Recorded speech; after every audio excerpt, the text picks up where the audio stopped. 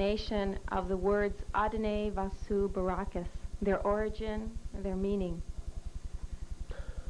Adonai, in that way, shall be a general representation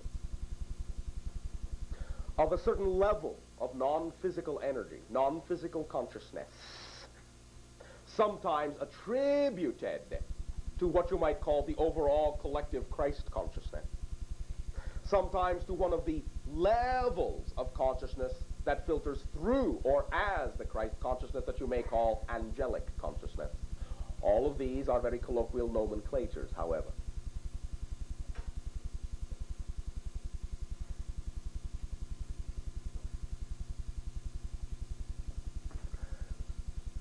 The secondary has to do with filtering some of that particular style of consciousness through a particular format, a cultural format upon your planet that is very ancient, centered around the areas you would call the Himalayas, and therefore perhaps reflective of very ancient interpretations, very ancient relationships, and very ancient understandings of the world spirit, the collective soul, if you will. Repeat the third. Barakus. Adonai, Vasu, Barakus.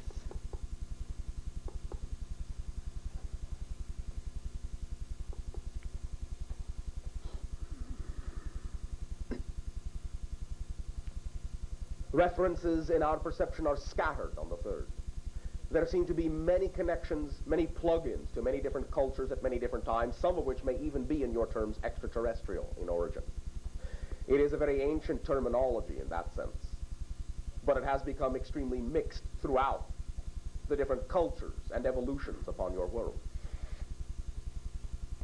It was used as a closing salutation on many tapes that I heard done by a channel 15 years ago from a space brothers, the boys upstairs, as they call them.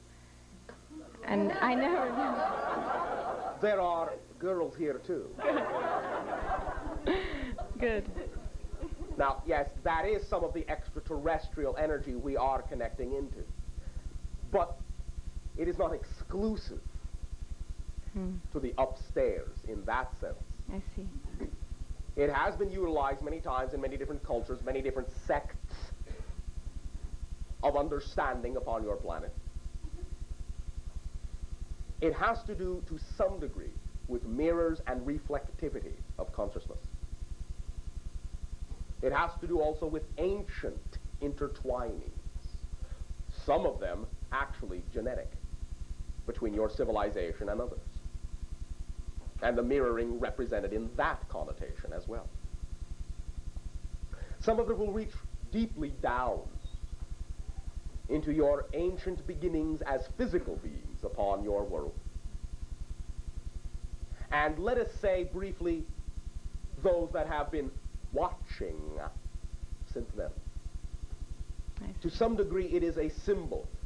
It is a salutation of a gathering of consciousness, extraterrestrial in nature, which may generally be referred to simply as watchers, observers.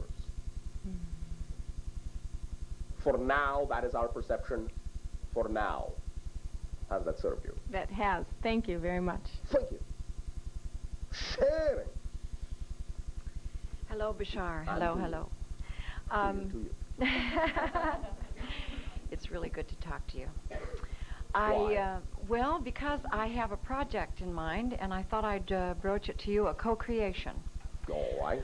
And a little background on it was that last year, not this last winter, but the winter before, when it rained so much, there was a manifestation on the hills above a little town named Gorman on the ridge route of your two favorite colors that you've given us in many meditations, the orange and the blue. And I came upon them Easter Sunday upon those hills the year before last Easter, a year ago Easter.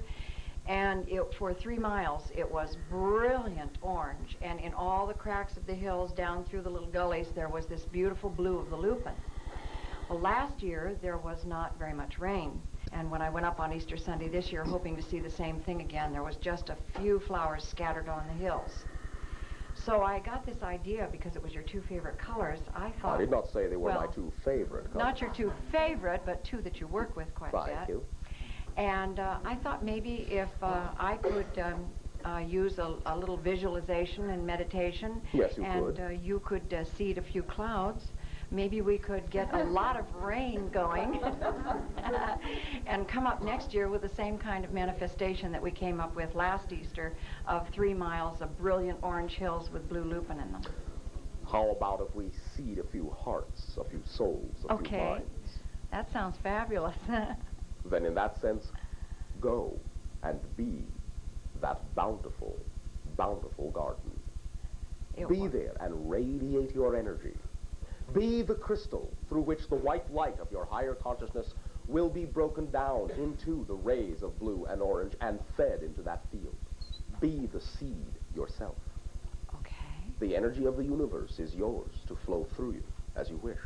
And you can create the necessary energy rain for those flowers. They will respond to you.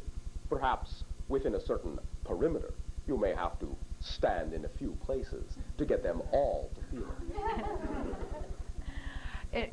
You mean actually go up to the mountains and stand on... Actually go up to the mountains. Yeah, okay. I'll take a few people up there and we'll seed it this year. And we can all go up on a trip next year and maybe your spaceship can come over and say hello. Maybe. Maybe not mine. Okay, well...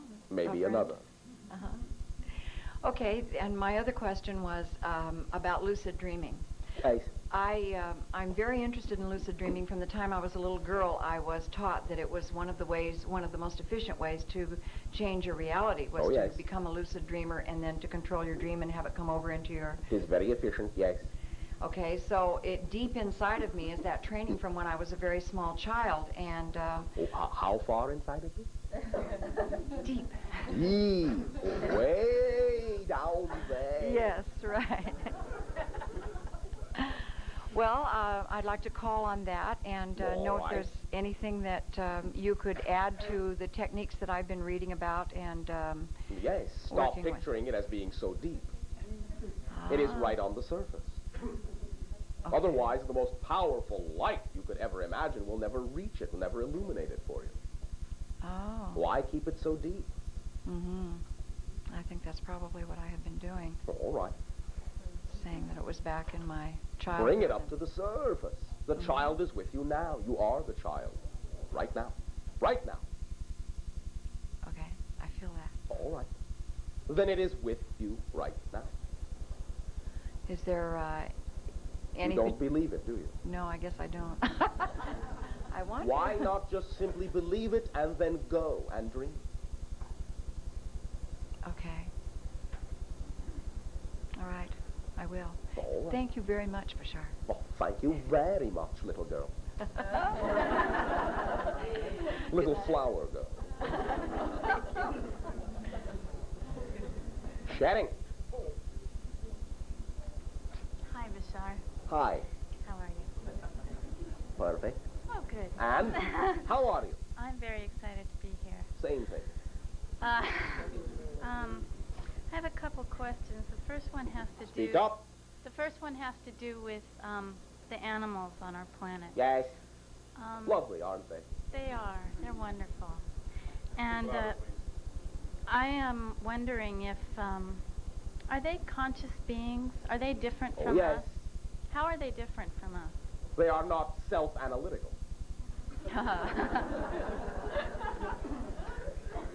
That is the prime difference. Mm-hmm. I guess what I want to know is how I can get in contact with them better, how I can communicate with your them emotions, with your heart, with your understanding, with your love, with your sharing, with your joy, with your playing with them, with your entering their realm of nature, and getting in touch with the fact that they are also simply projections and aspects of your own consciousness. Getting in touch with those aspects of your consciousness will bring up within your imagination, your emotionality, and your physicality all the identificational vibrations you need to begin to relate to them as one of them. and allow them to relate to you as you. For you are extensions in that sense. That sort of gets into my second question, No, which is, I understand that I create my reality. Yes. I also understand that there are other beings that exist apart from me. All right, in a sense, yes.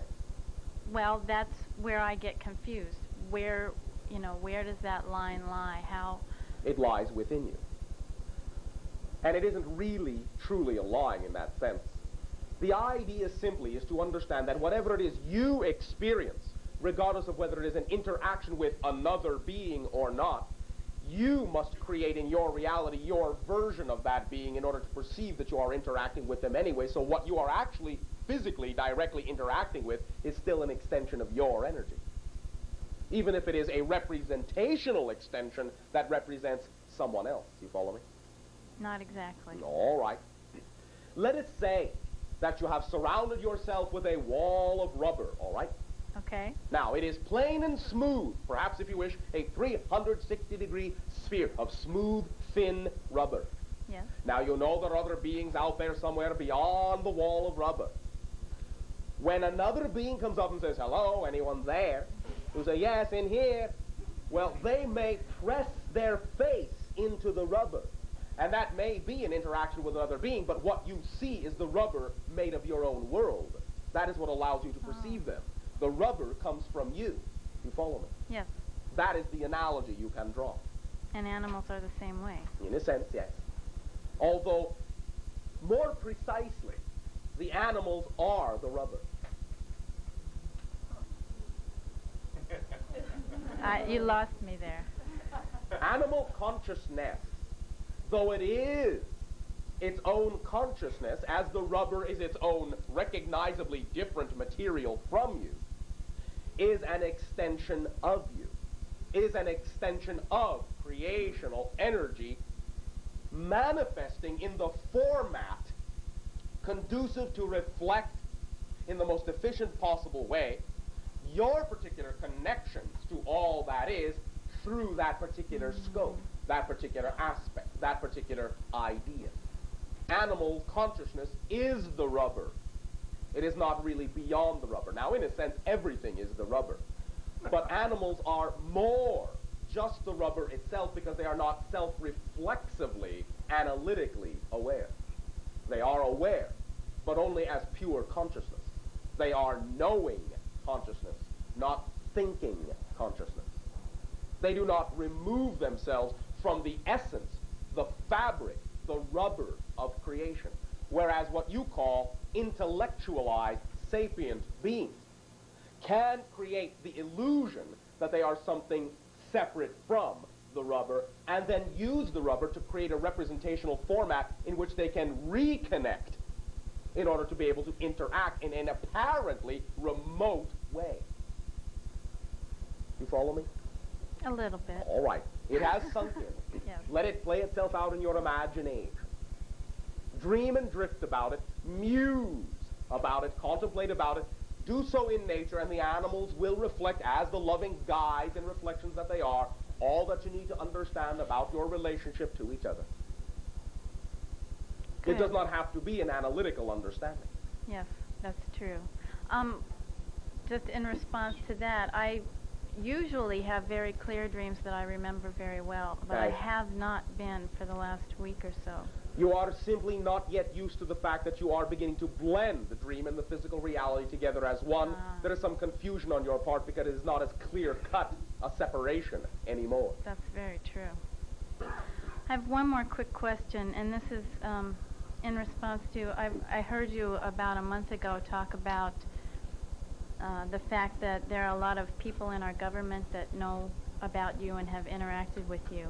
Not me specifically, you but as the various civilizations in the association, yes. Yes. Where I work, we had a presentation not too long ago by a man from the Air Force about our role in space exploration, our Earth's role, named Joseph Angelo, and I wondered if he was one of those people. Not directly. Okay. But there are, in your terms, orders being passed down, filtered down to certain individuals to get them to function within an overall plan of timing that is conducive to the revelation by your government of the information that they are aware of, even though many of the individuals in that plan do not know there is a plan. Okay, I just wondered because he seemed to be expressing a lot of the ideas and philosophies that I'm hearing here. He has his own understanding of this as well, quite apart and aside from the intimate knowledge that certain other individuals may have. He is generally aware of what is going on, and that is why you are picking up that general representation. Mm-hmm. But it is not a direct understanding. It is what you would call speculation that is mostly accurate. Okay. Thank you. Thank you very much. Rainbows to you. Shedding. Hi, Bashar. Hi. A couple of months ago, I was sick and was in the hospital, and I came to see you after that little bout, and you had told me to do what excited me most, and that things would come through in my dreaming state. And after that, about a couple of weeks after that, because I didn't remember anything for a couple of weeks, but after that, about every 3 days, I dream about swimming with whales. Nice. And it's very real. Oh, yes, it's like it is. Very I real. am swimming with them, and Yes. They are swimming with you. yeah, it's wonderful. Yes. And I, a couple of nights ago, I had a dream where I was with a friend of mine who is a little fearful, I think, of the possibility of actually doing it in the physical reality. And we were near this tank, and there were 3 large whales, and they were swimming around and around, and we were petting them and touching them and talking with them. And a man came in the back, and I don't know who the man was. There was no face attached. But he had said something, and all of a sudden I, for the first time, got fearful of their size. And immediately the 3 whales disappeared, along with my friend. And my husband was there all of a sudden, and there was a baby whale. And I was touching it, and everything was okay again. Thanks. My question is now I'm confused. Why? Well, now I don't know what to do. I'm like, do I go try and find a job where I swim with whales, or? If that excites you. I don't. Well, it does. Well, then. Then go do that. You don't have to try to find it. Yeah. Allow yourself to attract the obvious opportunity by placing yourself in whatever environment is conducive to being asked. I see. Okay. And simply remember that that individual was a part of your timing to allow you to examine at that moment whether the reflection of the infinite power from that whale that reflects back to you your own infinite power is something you believe you can handle at this point. Right. Well, I remember asking you if I could swim with the whales, Okay. because everybody had been talking about swimming with dolphins and everything, and that was okay, and you said yes, why not, Nice. And I got very excited about that possibility, and I went home and told my husband and a friend about it, and both of them got very fearful about the size of the whale. Nice. And I said that the whale knows their size, and they know my size, and they would never hurt me. It would be okay. Correct. But the idea is that individuals who fear them for that reason usually are not in touch with the size of their own power and fear it. I see. Okay. All right. Okay. And that is what you were given an opportunity in that moment to decide for yourself. Whether it is truly something you know, regardless of its size, is a gentle, loving energy, or whether you will simply let that, the idea of the size, be something that will invoke your excitement into fear. Could that have been what that male voice was in the dream behind me? Yes. Was my fear coming through? It was, in a sense, some assistance to give you an opportunity to hear and feel the fear come through so you could decide whether it really had anything at all to do with your reality or not. Oh. And you immediately allowed yourself to bring it down to size. Oh, okay. Same Good. concept, but a baby. Right.